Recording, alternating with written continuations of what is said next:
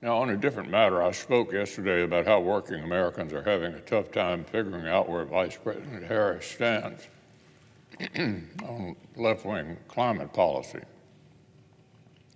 She's played both sides of issues that carry real consequences for the livelihoods and family budgets.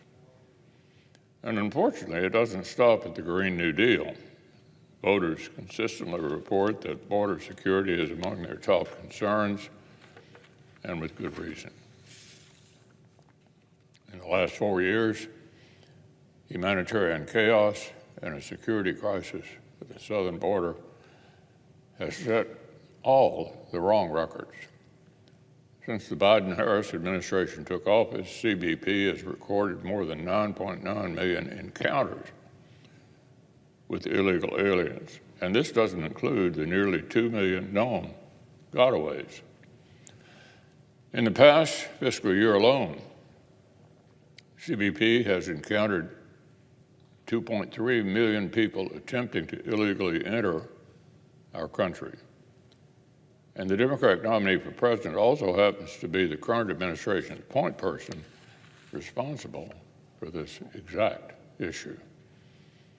You might expect the border czar to have taken command and left a clear idea of where she stands on the issue. But think again. Back in 2020, she described President Trump's border wall as a complete waste of taxpayer money that won't make us any safer. But recently, she said that she would sign Senator Langford's border bill into law if it landed on her desk. Remember, this is a bill that would have unlocked hundreds of millions of dollars to fund construction of that wall. In 2019, when she first ran for president, our former colleague expressed support for decriminalizing illegal border crossing. Apparently, this was a long-standing view. In her maiden speech in the Senate, she proclaimed, "I know what a crime looks like, and I will tell you an undocumented immigrant is not a criminal." But according to her campaign, she no longer believes that. On other aspects of border policy, her campaign has declined to say whether her earlier commitments still hold true. Vice President Harris has bragged that she was, quote, one of the first senators after President Trump was elected to advocate for a decrease in funding to ICE. Is she still proud of that stand? Harris' campaign won't say. This is especially puzzling given her stated support for the Langford border bill, which increased funding for ICE.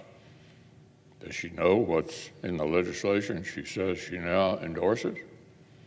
In this body, she introduced legislation to decrease detention by at least 50% and end funding for new detention facilities. Would she sign a bill like that today? Campaign is mum on the issue. And they're similarly tight-lipped on the Vice President's 2019 statement of support for taxpayer-funded gender transition treatment for persons in immigration detention facilities. This isn't to say that the American people are at a total loss for clues on where the Vice President stands. She repeated often in the campaign trail that, quote, "my values have not changed." And it's useful to note who's taken her word for it. The executive director of a progressive immigration group recently put it this way: "We all know and trust Harris to make the right decisions when she's in office." When it comes to campaign strategy, some of our Democrat colleagues are even stating the quiet part out loud. Senior senator from Vermont, a self-described Democratic socialist, said, quote, "I don't think she's abandoning her ideas. I think she's tried to be pragmatic and doing what she thinks is right in order to win the election." The senior senator for Hawaii reiterated this point. He said, quote, "I certainly don't think we should be demanding that she take unpopular positions in key states Sitting Democratic senators are calling it like it is. Our former colleague is saying what needs to be said to appeal to independent voters. But when it comes to her progressive agenda, she's dyed in the wool. She just needs to wait until the election to let the mask come off. So, for voters trying to make sense of where the Vice President stands, it really comes down to this. If Washington Democrats' left-wing base isn't afraid of her flip-flops, then it's safe to say that working Americans should be.